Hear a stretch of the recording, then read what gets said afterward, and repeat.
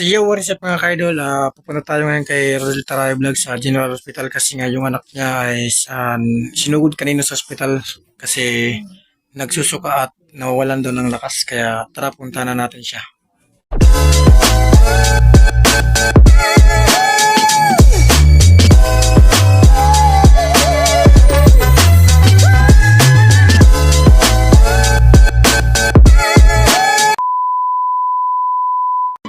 Okay guys, bali mamimili muna tayo ng konting prutas.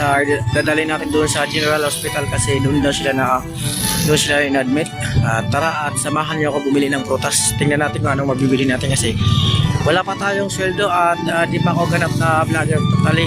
Isa pa ako beginner pero gusto ko rin tumulong kahit paano. Tara. So guys, ito bibili tayo ngayon ng prutas para kay Rodel Tarayo Vlog. Saan na sa liyakon, ma'am? Nakakuan. Yan lang kasi yung kasya sa budget natin kaya bilhin na natin.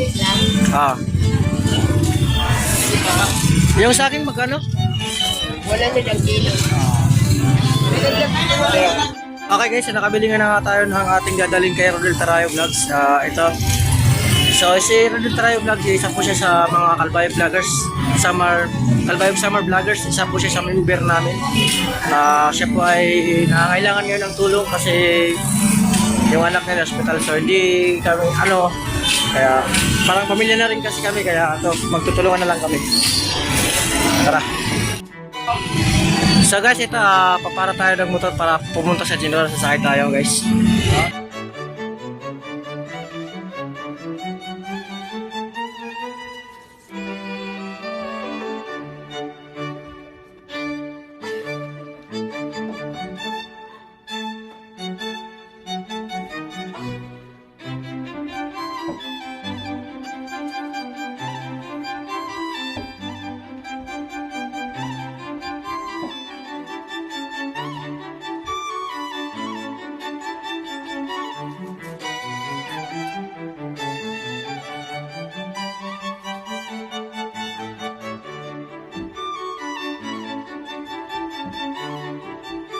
So bali guys, andito na nga tayo sa General Hospital at pupuntahan natin yung room ni Rodel Tarayo. So tara, samahan niyo ako sa loob.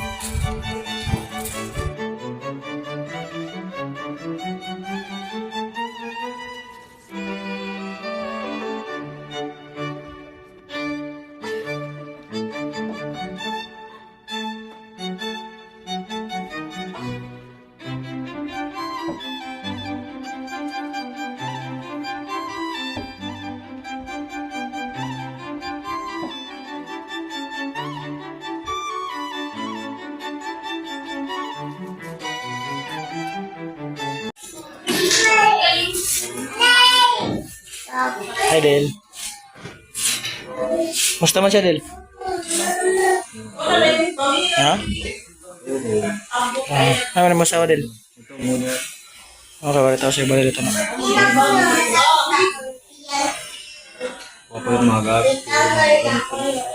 So guys, andito na nga tayo kay Rodel Tarayo Vlog at ito nga po yung kanyang anak na na-admit dito sa General Hospital.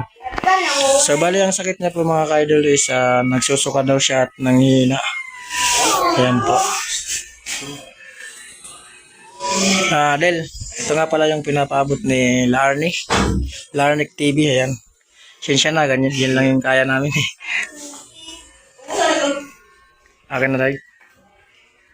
Okay guys, andito nga tayo sa labas ng General at iniwan ko muna sa loob si Rodel Tarayo Vlog kasi nga mainit doon, hindi ko kinakaya yung pressure. Pero so far, ito na, nabisit na natin siya at ito na sa labas ako nagpapahangin muna. Maya-maya, uuwi na rin ako. So ito lang masasabi ko guys, hanggat may buhay ay pilitin natin tumulong sa kapwa natin Pilipino. Okay guys, by the way, salamat nga pala sa lahat ng tumulong kay Rodel Tarayo. Tulad ni Larnick TV at saka kay Ma'am Nati, Waki TV, Jerwin Art at saka si Genomics TV. Ayun, shoutout po sa inyo.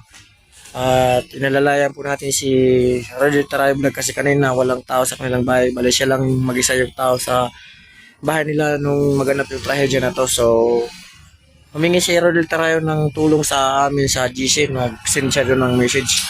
So pagkabasa po pagkabasa ko po doon is agad-agad ako pumunta sa kanilang bahay. So, yun na nga sabi sa akin ni Rodel, humingi daw siya ng tulong kasi di niya daw alam yung kanyang gagawin, natataranta daw siya kaya. So, para narating natin yung kanilang bahay at ayun, nabigyan natin ng advice yung ano ba talaga yung gagawin niya. At ayun na nga, napag-isip-isipan namin na dalhin niya lang sa hospital kasi yung anak niya is maputla na at saka pag may kinakain siya, nasusukan niya tapos parang hinihingal na hinahabol yung hininga niya. Yun, nahihirapan sa pagin niya. Yun daw sabi ng iba, palabas-labas na yung kanyang bata. 2 years old pa lang yun. Palagi daw yung lumalabas tapos bumibili sa mga tindahan. Siguro may nabili siyang pagkain na masama.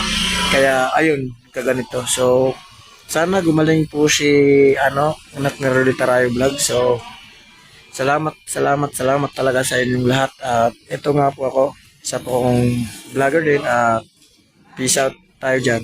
Thank you.